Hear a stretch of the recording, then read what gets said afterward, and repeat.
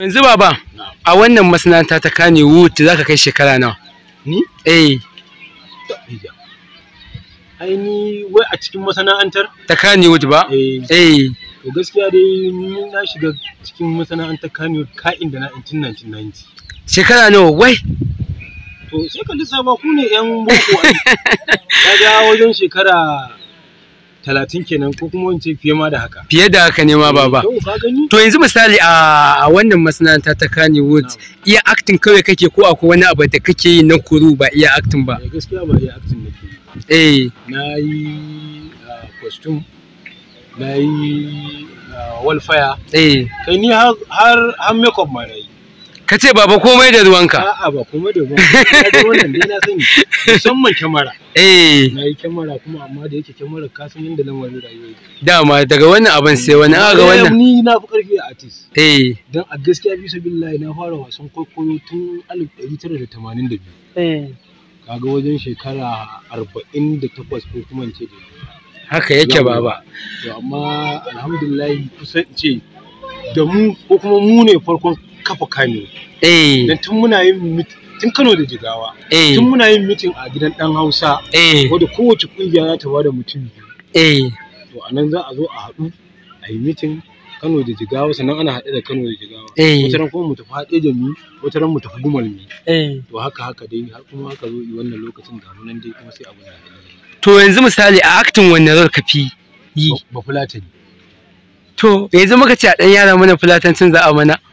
To za a yara ɗin abin da ya sa muka ce za a yara ni ma dai wala fil to amma to ai kuma kaji to wannan shine dai na acting amma dai akwai abubuwa ba iya Fulatancin ba ma Fulatancin ne kawai ba amma misali farkon wanda ya fara dora ni akan harkar yau Fulatani wani malami na ne malamin mu na boko wato malam Sani Waya shine sannan mun fitar da wani a makaranta aka fitar da wani group drama group Queens and Drama Group to shine a dramar yace wai zai iya canja harshe na zo na canja masa harshe ne masa Fulatani ne masa Bayerabe sannan yace to ya fi kyau ka zaɓi Fulatani ya fi dacewa ka fi hawa cif. Ka fi dacewa da Fulatani. To shi kenan tun daga wannan lokaci kuma nake ɗan acting ɗin Fulatani dai ba laifi. To yanzu baba wace shawara zaka ba yan uwanka masu wannan harka ta fina-finan Hausa? Shawarar da zan ba su ita ce gaskiya ku riƙe gaskiya da amana. Sannan kuma duk abin da za ka yi kai tsakaninka da Allah. Gaskiya ne. Ko ba gaskiya ba.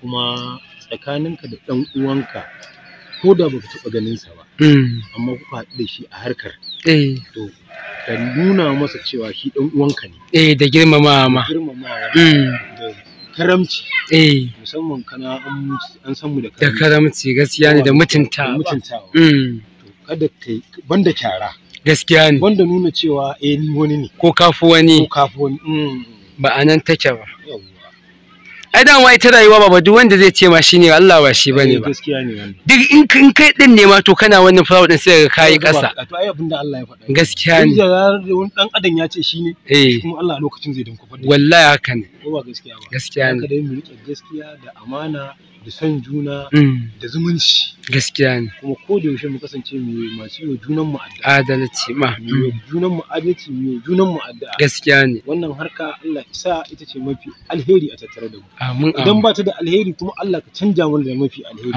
amin dan zaben Allah shine ba zaben mutum da zai zaba ba gaskiya ne to mun gode sosai Allah ya ƙara girma da ɗaukaka Allah ya ƙara girma Allah ya ƙara buɗi amin Allah ya ƙara buɗe mana kwakwalwar mu gabaki ɗaya da mu da ku amin ku yanzu kuka shigo wannan harka gaskiya amma mu an san komai gaskiya ne gaskiya ne ai ku taka tsantsan da harkar rayuwa to Allah ya ba mu sa'a amin ya Allah nagode yawa